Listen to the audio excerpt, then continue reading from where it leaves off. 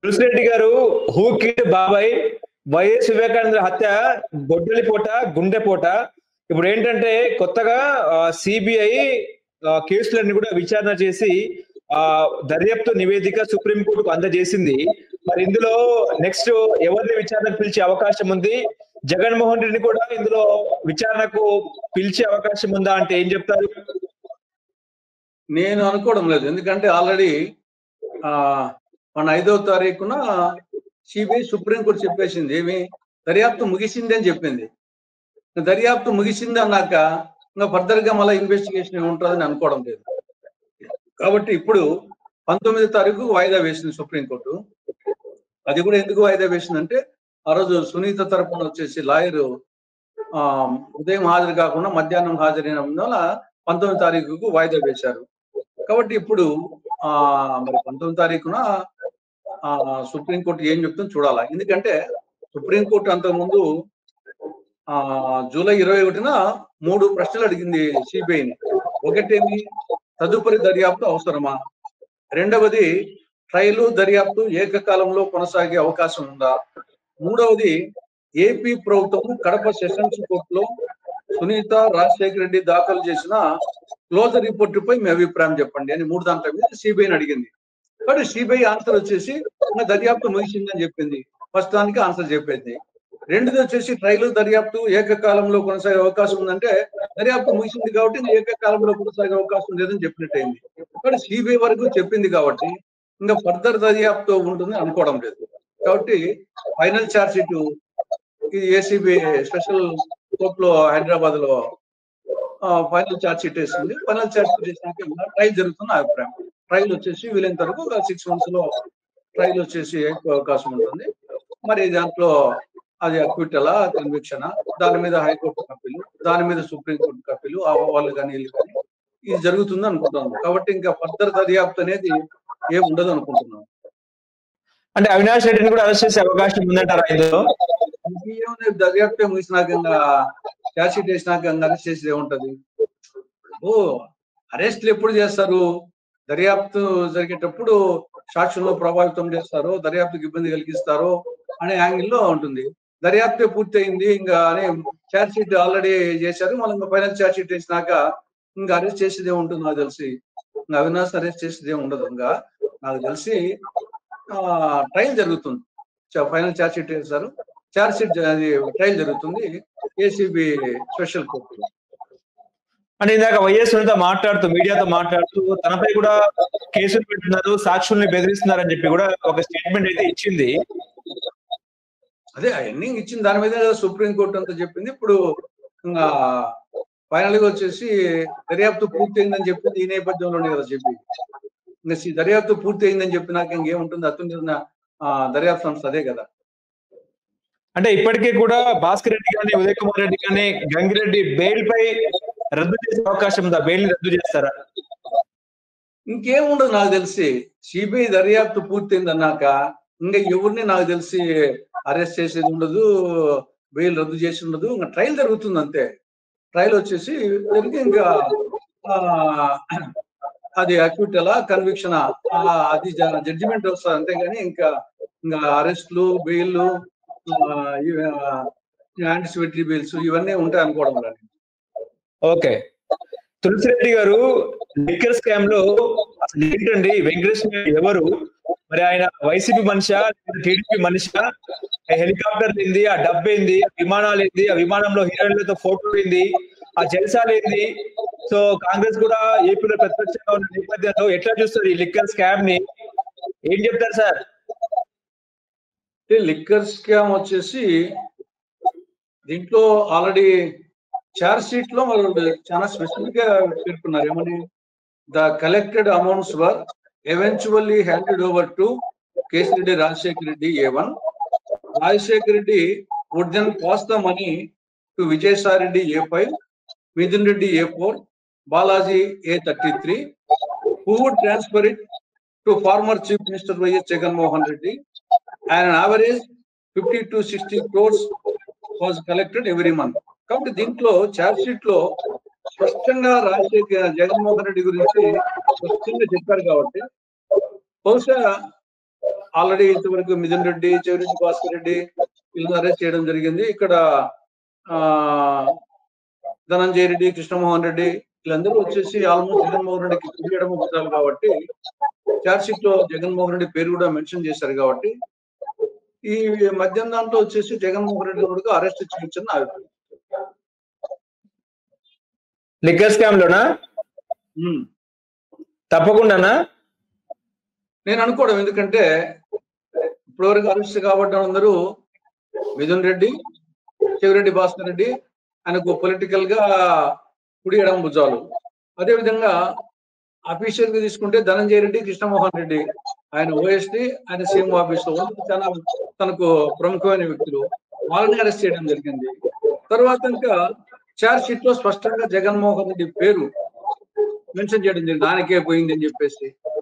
కాబట్టి వీళ్ళు కింద నుండి కేసిరెడ్డి రాజశేఖర రెడ్డికి వచ్చింది, కేసిరెడ్డి రాజశేఖర రెడ్డి నుండి విజయసాయి రెడ్డికి, మిథున్ రెడ్డికి పోయింది, అక్కడి నుండి జగన్మోహన్ రెడ్డికి పోయింది అనేది స్పష్టంగా చార్జ్ షీట్ లో మెన్షన్ చేశారు. కాబట్టి నాకు తెలిసి అంత మెన్షన్ చేసినాక ఇంకా మొత్తం 90% అంతిమ లబ్ధిదారుడు ఉన్నప్పుడు జగన్మోహన్ రెడ్డి పేరు కూడా పెట్టినాక 90% అంతిమ లబ్ధానికి పోయినాక 10% పోయిన వాళ్ళందరూ అరెస్ట్ చేసి 90% అందిన వాళ్ళని అరెస్ట్ చేయకుంటే దానికి అర్థమేమి ఉండదు. కాబట్టి 100% అరెస్ట్ చేస్తారన్న అభిప్రాయం.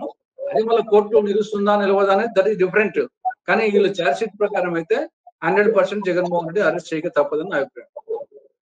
కానీ ఇప్పుడు అటువైపు విచారణ, లిక్కర్ విచారణ జరుగుతా ఉన్న నేపథ్యంలో జగన్మోహన్ రెడ్డి రాష్ట్ర గవర్నర్ కూడా కలిశారు. మరి ఆ ఫైలు పిఎం దాకా వెళ్లే అవకాశం ఉందా? ఈడీ ఆఫీస్ దాకా వెళ్లే అవకాశం ఉందా? మధ్యలో యూటర్న్ తీసుకునే అవకాశం ఉందా అంటే ఏం చెప్తారు? నేను అంత అనుకోవడం లేదు. బీజేపీ వాళ్లకు అంత ఖర్చు కట్టాల్సిన అవసరం లేదు, అట్ ది సేమ్ టైం అంత పూసుకొని అతను ప్రొటెక్ట్ చేయాల్సిన అవసరం లేదు. బీజేపీ మోడీ గవర్నమెంట్ కు జగన్మోహన్ రెడ్డి మీద ఖర్చు కట్టాల్సిన అవసరము లేదు. కానీ అట్ ది సేమ్ టైం అతన్ని భుజాన వేసుకొని ఈ యొక్క తప్పు తెలిసి కూడా భుజాన వేసుకొని ప్రొటెక్ట్ చేయాల్సిన అవసరము లేదు. కాబట్టి నేను అనుకోవడము ఈ దశలో వచ్చేసి మోడీ ప్రభుత్వం జోక్యం చేసుకుంటూ అనుకోవడం వల్ల అంత అవసరం కూడా లేదు. ఎందుకంటే అక్కడ ఉండేది ఎన్డీఏ గవర్నమెంట్, ఆడ ఎన్డీఏ, ఈడ ఎన్డీఏ. కాబట్టి చంద్రబాబు మీద ఆధారపడి మనవడు సాగిస్తా ఉంది. అంత చంద్రబాబును వ్యతిరేకంగా చేసుకొని జగన్ కు అనుకూలంగా అంత ప్రవర్తించాల్సిన అవసరం ఏముంది? ఆల్రెడీ ఛార్జ్ షీట్ కూడా వేస్తూ ఆల్రెడీ ఇచ్చారు, మన ఛార్జ్ షీట్ వేస్తాం. అంటే రెండో ఛార్జ్ షీట్ ఉండే అవకాశం ఉంటుందా? ఛార్జ్ షీట్ వేయచ్చు. ఫైనల్ ఛార్జ్ షీట్ వీళ్ళు ఆల్రెడీ వేశారు, దాంట్లో జగన్మోహన్ రెడ్డి పేరు కూడా ప్రస్తావించారు. ఇంకో ఛార్జ్ షీట్ వేయచ్చు, ఫైనల్ ఛార్జ్ షీట్ వేయచ్చు. లిక్కర్ పైసల్ని ఎన్నికల ఖర్చు కోసం వాడారంటారా? సిద్ధం సభలకు వాడారంటారా? అది 100. ఇప్పుడు అతనికి మొత్తము స్కామ్లే. అది ల్యాండ్, శాండ్, వైను, మైను, ఎర్రచందనం, ఎర్రమట్టి, సబ్సిడీ బియ్యం, కాదేది కవిత నరకం అన్నట్టు, అగ్గిపుల్ల, కుక్క పిల్ల, సబ్బు పిల్ల, కాదేది కవిత అన్నట్టు జగన్మోహన్ రెడ్డికి మద్యం అది ఒక పార్ట్ అండ్ పార్సల్ అంతే. అతని అవినీతి సొమ్ములో అది ఒక పార్ట్ అండ్ పార్సల్ అంతేగాని అది ఒకటే కాదు కదా, అన్ని స్కామ్లే కదా. కాబట్టి అతని డబ్బు ఎక్కడెక్కడో అది పైకి కొంత భూమి రియల్ ఎస్టేట్ మీద, కొంత విదేశాలకు, కొంత ఎన్నికల ఖర్చుకు, ఇంకా ఎక్కడ నేలమాలికల్లో ఎక్కడెక్కడ ఎంత ఉందో. కాబట్టి డెఫినెట్ గా మద్యం డబ్బు వచ్చేసి మన ఎన్నికల్లో మనకి పట్టుబడిన విషయం. 8,30,30,00,000 పట్టుబడింది కదా ఆ యొక్క చెక్ పోస్ట్ దగ్గర. కాబట్టి దాంట్లో చెవిరెడ్డి భాస్కర్ రెడ్డి వాళ్ళ డ్రైవరు, వాళ్ళ పిఏ దాంట్లో కేసు కూడా పెట్టడం జరిగింది. అది 100% దాంట్లో ఏం పెద్ద రహస్యం ఏం లేదు. నాకు తెలిసి ఖచ్చితంగా దాంట్లో కొంత భాగం పోయి ఉంటుంది అంతే. మొత్తం మద్యం ద్వారా సంపాదించిన డబ్బంతా ఆడికి ఏం పోయిండదు. దాంట్లో కొంత ఒక 250 కోట్లు ఒంగోలు, ప్రకాశము, చిత్తూరు జిల్లాలకు మిగతా కొంత అంత లెక్కలా పోయి ఉంటుంది. అంత దాంతో మొత్తం జగన్మోహన్ రెడ్డి డబ్బంతా దానికి పెట్టడం లేదు. ఇంకా నేలమాలికల్లో ఎన్ని అట్టపెట్టెల్లో ఉందో, ఎన్ని పాత్రల్లో ఉందో అది దేవునికే తెలుసు, ఆయనకు దేవునికి తెలిసి ఉంటుంది. కొన్ని ఆయనకు తెలియకుండా కూడా ఉంటాయి అన్నమాట. అంత విరివిగా సంపాదించారు. మిగతా వాళ్ళ మధ్య దళాలు కూడా వాళ్ళ సినిమాలు తీయడము, వాళ్ళ జల్సాలు, వాళ్ళ జరిగింటాయి. ఓకే. తులసిరెడ్డి గారు నిన్న కాక మొన్న రాష్ట్ర ముఖ్యమంత్రి చంద్రబాబు నాయుడు గారేమో సింగపూర్ పర్యటనకు వెళ్లారు.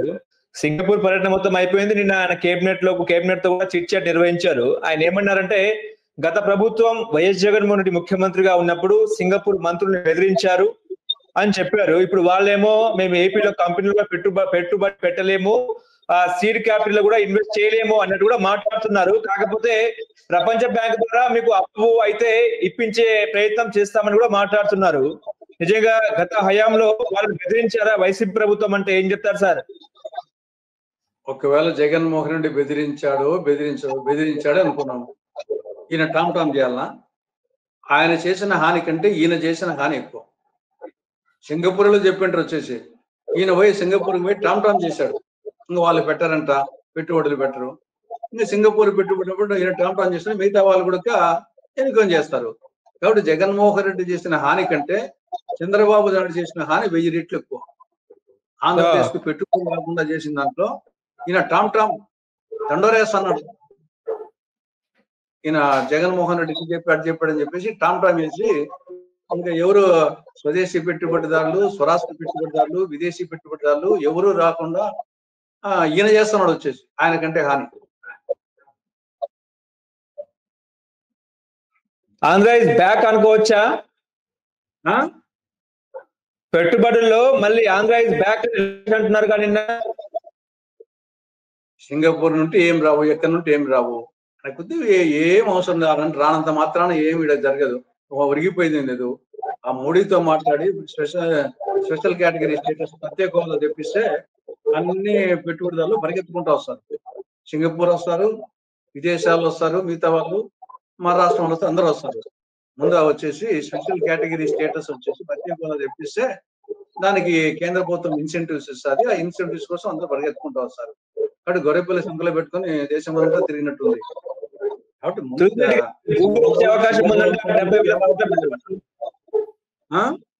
తులసిరెడ్డి గారు, రేపు గూగుల్ కంపెనీ ఇన్వెస్ట్ చేసే అవకాశం ఉంది, 70,000 కోట్లు పెట్టుబడులు వచ్చే అవకాశం ఉందని చెప్తున్నారు కదా సార్?